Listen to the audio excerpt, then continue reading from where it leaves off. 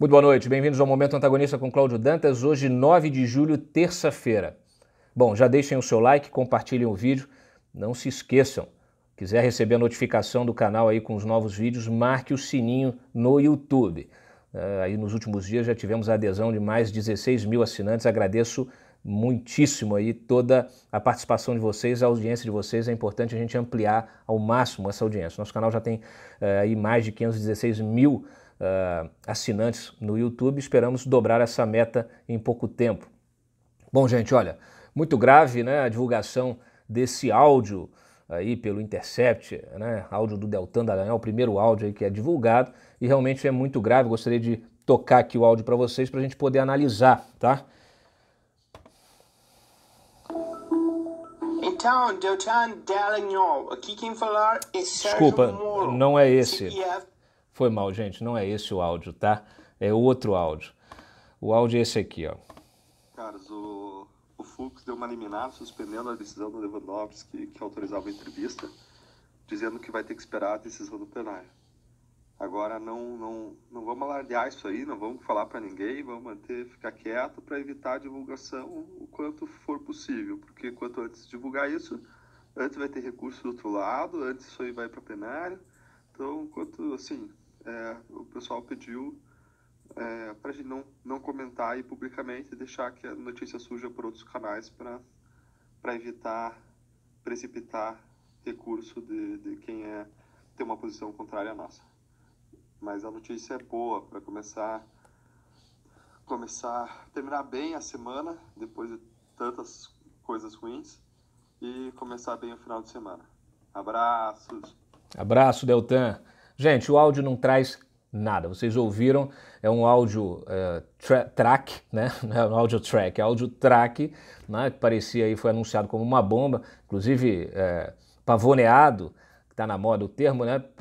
Pelos blogueiros, colunistas, a turma que gosta de apoiar criminoso, como se fosse uma grande coisa, e não é nada, é um segredo de polichinelo.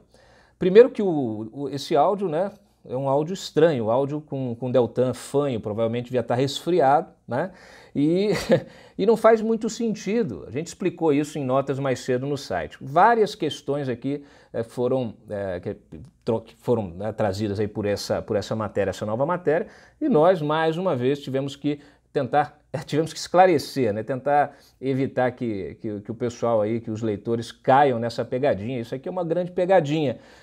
Nós temos um áudio em que o Deltan, primeiro, comemora, né, até timidamente, né, eu teria mandado aqui falado alguns palavrões, ele comemora ali, acho que é uma boa notícia, aquele jeitinho dele ali, considerando que esse áudio seja verdadeiro, né, ainda que produto de crime. Vamos analisar aqui esse áudio. O que não faz sentido? Primeiro que o Glenn Greenwald, ou Verdevald, publicou no seu Twitter para anunciar, né, essa coisa toda, falaram na matéria ali como se fosse uma coisa secreta, né, que o Deltan tivesse ali comemorando secretamente e que tivesse recebido a informação da decisão do Fux. A decisão, para quem não acompanhou, é a decisão que a liminar, a concessão da liminar que impediu, né, aquela entrevista do Lula à Folha de São Paulo. Era uma entrevista show, né? Era um showmício, né, que a Folha queria fazer com o Lula em plena campanha eleitoral. Um presidiário, né, queria falar durante uma campanha eleitoral. Presidiário este que queria ser candidato, né, e estendeu até o final, tentou até o fim, acabou colocando o seu poste, o Fernando Haddad, e a imprensa, já disse isso aqui outras vezes, a imprensa normalizou, tratou o presidiário como candidato, tá? Um grande absurdo.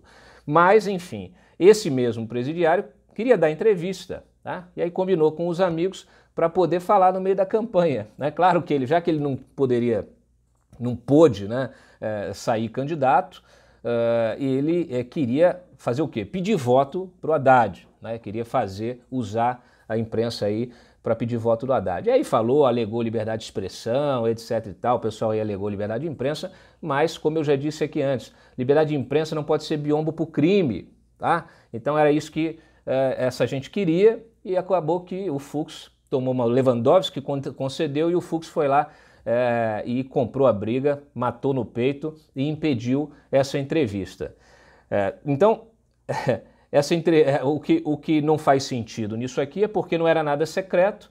Na verdade, quando esse suposto Deltan Dallagnol envia a mensagem com áudio para o seu grupo ali de procuradores, seus colegas, ele o faz meia hora depois já de divulgada, 20 minutos, quase meia hora depois já de divulgada a decisão na internet e 1 hora depois da decisão ter sido protocolada e as partes intimadas. E aí é muito importante o que eu estou dizendo, porque o Glenn, né, tentando enganar aí a audiência, ele disse o quê? Que o Deltan estava ali secretamente antecipando uma decisão e tal, e não queria que se fizesse, né, que não seria que se alardeasse a coisa para que a defesa, né, aí da Folha não recorresse da decisão, já que ela era a parte aí do negócio. Não faz o menor sentido, por quê? Porque você não tem como esconder uma decisão judicial da parte do processo, ela é a primeira a ser intimada. E foi isso que aconteceu, inclusive na própria decisão o Fux pede para que ela seja intimada, a Folha seja intimada com urgência, assim como as demais partes no processo. Então, assim, isso aconteceu 1 hora, né? A Folha provavelmente tomou ciência disso aí, outros veículos de comunicação tomaram ciência, nós publicamos, o Jota, o Conjur, pessoal mais jurídico aí, o resto da imprensa também publicou e depois sai esse áudio aí. Olha, é segredo, hein, gente? Não pode comentar com ninguém.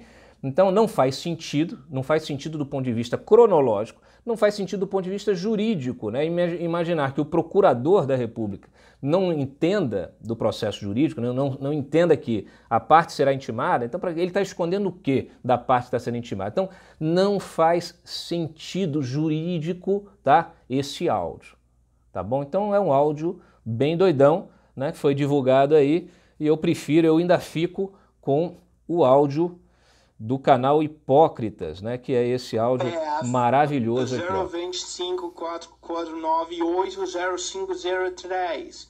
Só para não ficar dúvidas de que sou eu, Sérgio Moro, ministro da Justiça. Não, hold on. 2016. Sérgio Moro, juiz Curitiba, tudo bem? Deltan Dallagnol.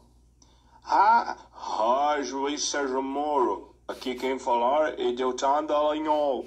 Para não ter dúvida de que pode ter outro, Deltan Dallagnol sou eu, Deltan, procurador da República. Está disponível aí, você já conhece, já circulou muito nas redes sociais, é uma piada, obviamente, mas não dá para entender de outro jeito, né? Deve ser esse outro Deltan Dallagnol aqui. Olha, a notícia é a seguinte, mais cedo publiquei... republiquei uma série de... uma troca, né?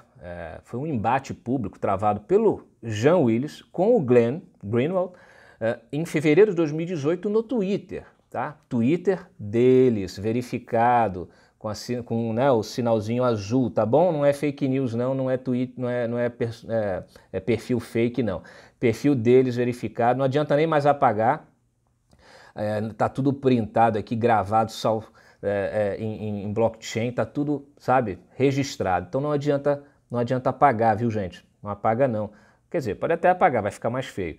Mas é o seguinte, eu já havia noticiado 3 4 semanas atrás, esse embate. Era um embate bastante interessante, bastante curioso. Por quê? Porque o Glenn acusava o Jean Willis, fazia uma série de acusações ao Jean Willis, criticava o Jean Willis por ele ter se aproximado aí de Israel. Não sei exatamente aí o que o Jean estava procurando em Israel, depois a gente vai tentar apurar mais detalhes disso aí, mas o fato é que ele foi criticado, o Jean reagiu e ficaram naquela DR, né, naquela lavação de roupa suja pública, ok? Isso não foi hacker, não foi gravado, não foi escuta ambiental, não foi grampo telefônico. Eles discutiram publicamente pelo Twitter.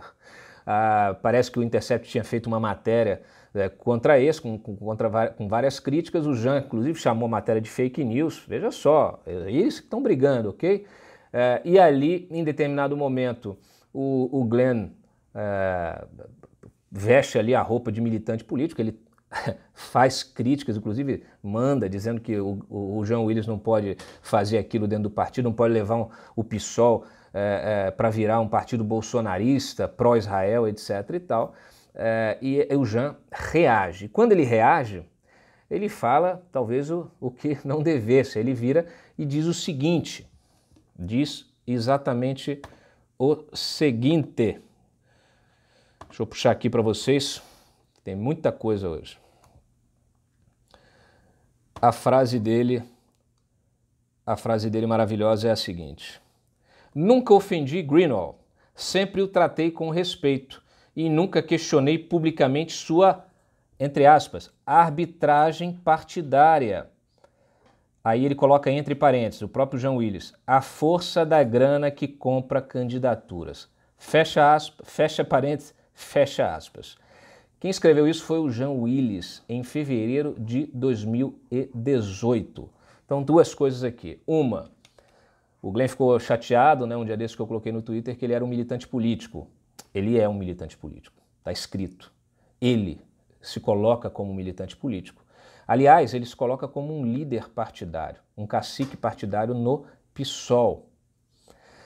E segundo o Jean Willis, ele fazia arbitragens partidárias. Abre parêntese, a força da grana que compra candidaturas. Ou seja, o Jean Willis está insinuando aqui que o Greenwald comprou candidaturas dentro do PSOL. Seria a candidatura do marido, do Davi Miranda, que foi candidato em 2016, né, a vereador, foi eleito, depois foi candidato a deputado federal, ficou como suplente da bancada e agora, em fevereiro, quando o Jean desistiu do seu mandato, de forma muito estranha, o Davi Miranda assumiu justamente esse mandato. Então, o deputado José Medeiros, que pediu a investigação sobre venda de mandato, né, sobre suspeita de venda de mandato, agora está querendo que a CCJ convoque o Jean Willis para prestar esclarecimentos. Ele está fora do país, provavelmente não virá, mas isso aqui é fato, isso aqui é um fato político importantíssimo. Claro que isso vai ter impacto nas apurações que estão sendo feitas pela Polícia Federal sobre essa suposta venda de mandato e precisa ser discutido, mas você não vai ver na imprensa, tá certo? Está todo mundo fechando os olhos para isso. É muito interessante porque saiu uma outra coisa aí, mensagens e tal, publicadas no fim de semana agora do Pavão, e aí o Jean Willis foi para o tweet hoje e botou aquele troço ali acusando o antagonista. A gente em nenhum momento republicou nada, né, do Pavão, como eu disse ontem aqui, a gente não endossa o crime de hacking, né? A gente não endossa crime nenhum. Então aqui a gente faz jornalismo com aquilo que a gente pode, né, dentro dos nossos limites legais. Então, quando você pega aqui uma discussão pública, oficial, travada por esses dois personagens, e expõe, não adianta, não há o que esconder, não há como esconder. É preciso que as autoridades e que a própria imprensa passe a questionar também. É preciso um pouco de honestidade intelectual, não dá para tampar o sol com a peneira. Aqui é uma acusação grave, né? Afinal de contas, o Greenwald, ele é um jornalista, advogado, diz que é jornalista e não até onde eu sei, não é político, tá? Então, assim, o que acontece? O que acontece? Né? Ele podia até esclarecer esse ponto, né? Podia até desmentir o Jean Willis, né? Não tem problema, se ele desmentir o Jean Willis, a gente publica, tá bom? Aqui a gente está interessado na verdade, então em buscar a verdade e encontrá-la, né, aí da forma mais republicana, né, possível. Bom, dito isso, o que mais eu posso dizer para vocês? Tem aí algumas informações interessantes da própria prestação de contas do Davi Miranda, que precisa ser melhor entendida, porque lá em 2016, quando ele entrou para a política, ele declarou ali patrimônio, bens, né, para a Justiça Eleitoral. Quando ele registrou a candidatura dele, ele declarou 75 mil de patrimônio, tá?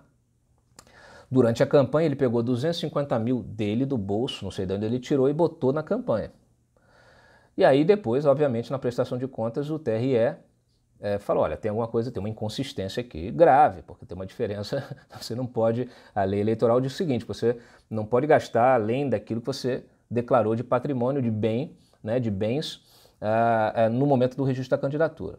O que aconteceu depois? Ele recebeu esse dinheiro, prestou contas, disse que atualizou esse recurso, inclusive ligamos para ele, pedimos o outro lado, tal, falamos com ele, falamos com a advogada dele, e a informação é de que, no fim, na prestação de contas, eles atualizaram esses valores e explicaram, provaram que são valores que estavam que ele estava internalizando, de contratos que ele fechou para o Greenwell no exterior. Ele é o gerente aí da carreira, ele me falou que é o gerente da carreira do Greenwell e tal, e que ele estava esperando receber esse dinheiro. Quando ele recebeu esse dinheiro, ele usou na campanha. Bom, é uma inconsistência importante. Havia também ali umas indicações de doadores menores de 2, 3 mil reais que parece que estavam desempregados na época da doação, então o TRE também entendeu isso como uma inconsistência. Foram feitos esses questionamentos, mas no fim das contas, depois aí das justificativas da defesa, né, do Davi Miranda, as contas dele foram aprovadas, devidamente aprovadas. Bom, é isso que está aí, tá? Então a gente registrou essa informação com a nossa honestidade, tá?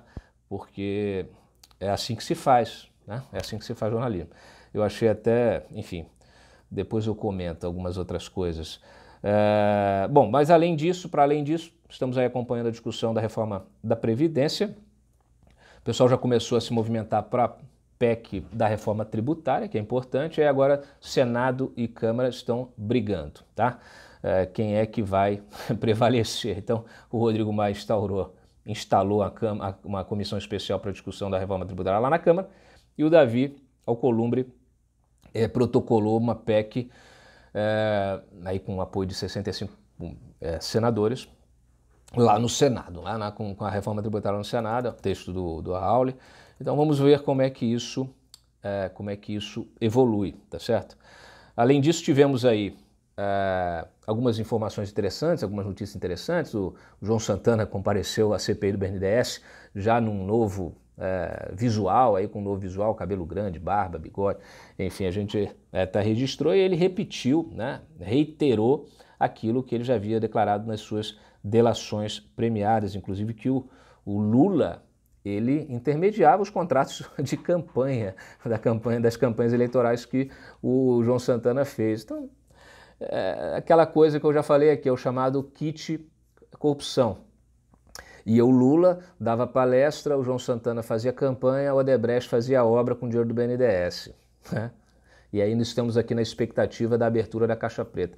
Eu confio que esse novo presidente do BNDES vai abrir sim, tá? Tenho informações que me dão, vamos dizer assim, a indicação, a sinalização positiva, bastante positiva aí. Então estamos na expectativa de que realmente isso aconteça, né? Transparência, transparência, transparência. Além disso, eu queria registrar aqui um pouquinho, né? Ontem eu falei, poxa, por que estão querendo derrubar o Sérgio Moro de qualquer jeito? O pessoal está aí, sabe, inventando história, enfim. E aí eu citei para vocês ontem, né, a prisão daquele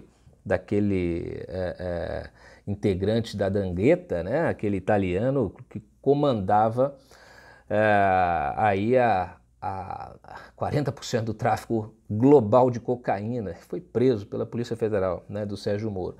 E aí, gente, olha que interessante, hoje essa mesma Polícia Federal apreendeu 583 quilos de cocaína na fazenda de um prefeito lá no Pará, o prefeito de Itaituba, PMDBista, ou MDBista, melhor dizendo, Valmir Climaco. Tem que parar essa PF, né? Tem que parar, né? Não dá para seguir. Uma PF que prende vagabundo, que prende traficante, internacional, nacional, que acha cocaína, meia tonelada de cocaína na fazenda do prefeito, do MDB, né? Que está aí tocando terror, cortando as linhas de financiamento. Várias das operações recentes, inclusive cortando a linha de financiamento desses grandes grupos, né, dessas facções, movendo, tirando o líder de uma facção, jogando para outro presídio, desmobilizando a articulação que esses caras têm nos presídios. Pô, não dá, né, Sérgio Moro? Pelo amor de Deus, né?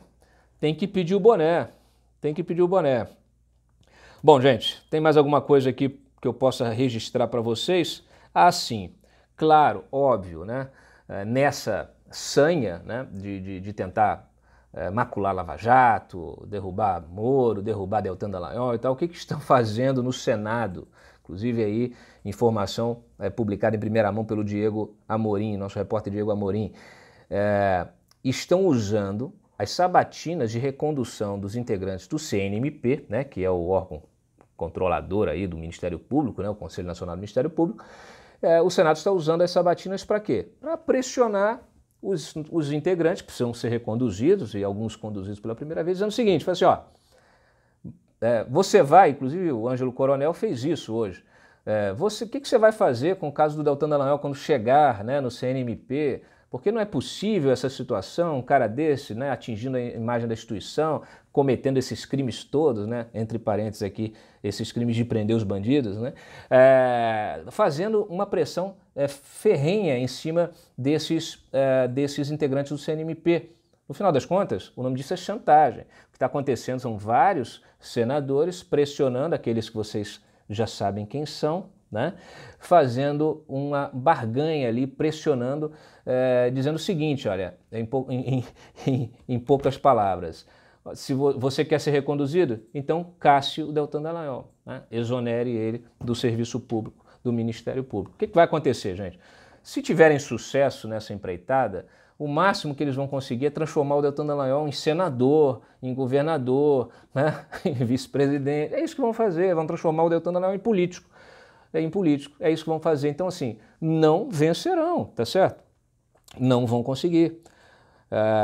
E assim, é isso. Né? O que mais? Posso dizer mais alguma coisa?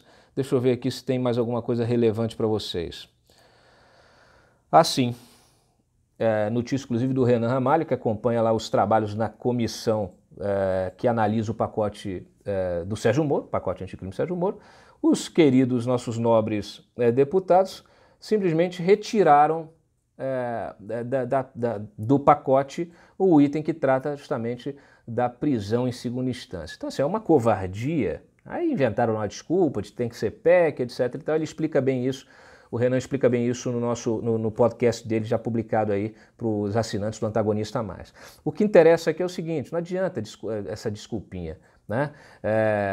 Isso era parte integrante importantíssima do pacote anticrime, poderia sim ter sido incluído, ter sido mantido e aprovado como projeto de lei, e se for o caso você faz alguma atualização, tá? O que não dá, isso obviamente teria um impacto lá no STF, derrubaria as decisões que já foram tomadas lá monocraticamente, enfim, para ajeitar as coisas, né? Mas eles não querem isso, é uma covardia tamanha e é óbvio que eles estão usando de todas as oportunidades, toda a janelinha de oportunidade para fazer esse tipo de coisa. Inclusive, fiquem atentos, vocês gostam de dormir cedo, o Rodrigo Maia vai estender madrugada dentro os trabalhos aí da votação da reforma da Previdência, então imaginem o que pode acontecer, né, nessas votações, vocês já estão acostumados com o que acontece nessas votações de madrugada, né? Então não é a primeira vez, já passamos várias vezes por isso, então não dá para esperar muita coisa, vamos torcer aí. É isso, gente, olha, mais cedo, aí só para encerrar, né? Duas coisinhas ainda falando do negócio de narcotráfico, de droga, não sei o que lá, dois registros aqui importantes para a gente finalizar. Casa do relator do projeto anticrime, tá? O senador Marcos Duval foi vigiada por membros de facção ligada ao PCC. Tá bom para vocês?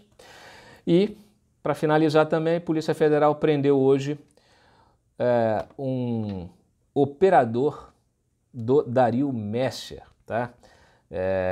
O Liban, operador do Dario Messer, que vocês sabem muito bem, ele é simplesmente o chefe da maior rede de lavagem de dinheiro do país, maior rede de doleiros de lavagem de dinheiro do país. Está foragido, suspeita que ele esteja escondido lá no Paraguai, que ele tem, foi sócio até do ex-presidente do Paraguai, então vocês podem imaginar, né? Ele está escondido lá em alguma fazenda. A família que ficou aqui no Brasil já fez acordo de delação, já entregou os crimes, então não tem esse negócio de ficar discutindo. Entregou os crimes, firmou uma série de acordos para devolução de patrimônio, de dinheiro, coisa simples, de 800 milhões, né? Nada muito relevante, e esperamos que a Lava Jato no Rio continua trabalhando, esperamos que ela realmente avance e se aprofunde sobre essa rede e sobre a atuação do Dario Messer e de seus operadores. Realmente, parabéns aí à Lava Jato Rio. O juiz Marcelo Bretas está fazendo seu belo trabalho lá também, e sempre que pode atacar, sempre que podem o atacam também, né, nas redes, e assim a caravana passa, né? Os cães ladram e a caravana segue adiante. Muito obrigado aí pela audiência, nos vemos no próximo Momento Antagonista. Tchau.